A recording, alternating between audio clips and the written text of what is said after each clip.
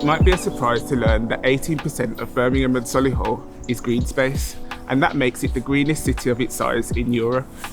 And there's huge evidence to suggest that being in green space is good for you in a multitude of ways. Green spaces are hugely important to our well-being as a whole, both psychologically and physiologically. There are so many things we can do in those green spaces that make us feel good and really benefit us hugely. Green spaces are really important. It's great to go out and get a breath of fresh air, to kind of see what's out there, connect with nature, hear the birds singing. So it's really important for both physical and mental health. I think green spaces fight isolation. They allow people to get together, allow people to meet, whether you're walking your dogs on a bike, going for a run, or just have a chance meeting. It enables people to connect, because when you're isolated, that's when you start to go downhill. Green spaces bring well-being benefits of up to £192 million per year. That's £520 of benefit per person. But that's not the full picture. Those living in the most deprived areas have less access to green spaces, so the benefit is not evenly distributed. If you're poor in the city, then you die 10 years earlier and you get chronic disease 17 years earlier than if you're rich. So we need to create a city where people can be active using green space, and that's right across the city.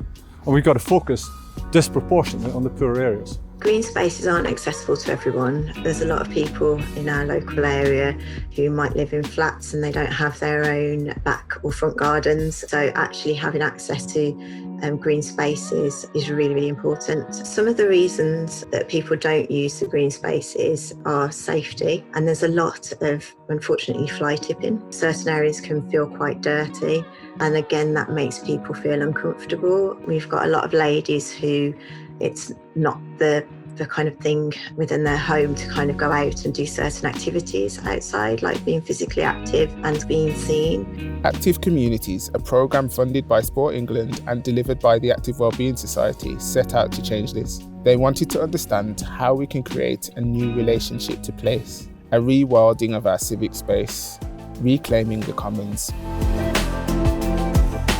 Hay Mills is full of litter. Hay Mills is a very dirty place. If you see from my home, there is not a single flower you can see.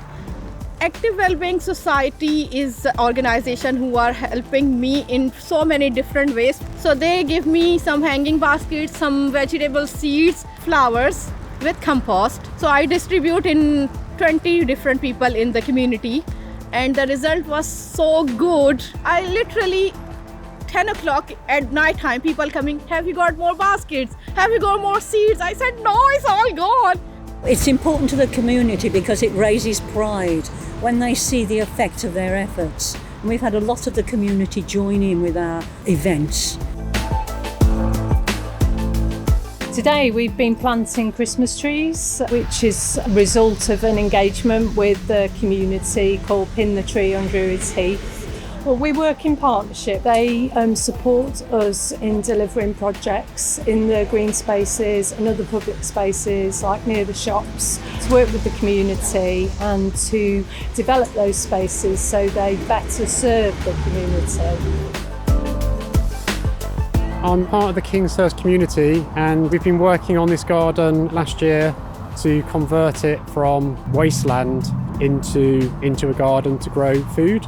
The Active Wellbeing Society, they've been supporting us with a budget of £5,000. That really helped us to move the project forward, and without that we wouldn't have been able to do anything. Creek Gardens is a community hub. It's outside, it's for local people to access in different ways. The Active Wellbeing Society have allowed us to get water connection on site, which we haven't had for years, and we've got an actual working toilet, which is crucial really, so that people can come for longer periods of time, and also that we can actually water the crops, that we've got, and we can start doing cooking sessions.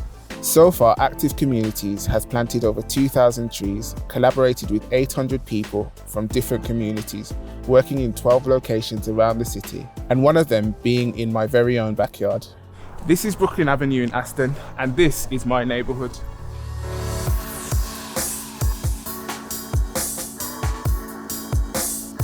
So I've lived on this street for about 3 years now, and what I noticed was that there's some lovely green spaces, lots of potential, but then there was also a lot of littering going on and people not really paying attention to those spaces. So outside the back of my house, there is a former wash yard that we turned into like an urban farming / urban growing experiment. I was just really curious about growing food and what it takes. So after I did the growing experiment in the back of my house, the Active Wellbeing Society got in touch and we started to host some play streets, and we started to build some small planters, and kids came out and played and it connected people. I said to them I'd like to continue by trying out this grow room, and told them about what it was, and they became interested to see how we can reclaim space on the street to build something like this. The feedback from my neighbours has been really, really good. People have been really appreciative of having something really beautiful put in the area. Some people have been a bit curious and wondering, well, what's going to happen next with it and what else can we do? And there's been a lot of energy to do more stuff as well. These rewilding projects have made a huge difference to the communities that use them, but there is still a long way to go. There's so much we can do, whether there's a green space locally or an empty space that we could maybe make green, encouraging people to take an interest in their green spaces and pass on that legacy to the young people so it can continue on. I think programs like this are important because we need to take better care of our neighbourhoods and also connect more with the people that are around us. We've seen in the COVID crisis how important our very local areas are. It's important to have some continuity and some long-term commitment to a community. Otherwise, you just put one small thing in, you leave, and it doesn't really make a difference. I think it's important to continue programs like this because it just gives the community the space to be outdoors in the fresh air, learn how to grow crops, be interested in wildlife, be interested in nature, be interested in organic produce, but also helps to build a lot of bridges between people. It is really important because with words you can't grow anything. We have to change this city. We have to enable the green spaces to enable people, and that's through walking, growing, all sorts of stuff like that. It's about allowing people opportunities to be active both physically and socially. These are the people that have been creating new relationships with green spaces, and we want this to continue, to convert more underused spaces, sharing more skills and ideas, creating toolkits to help more residents to take action, and to continue research that creates solutions, overcoming the inequality in access and the complex problems that drive it. The commons are for everyone, no matter who you are or where you're from. So let's continue to reclaim them and create a fairer and healthier city.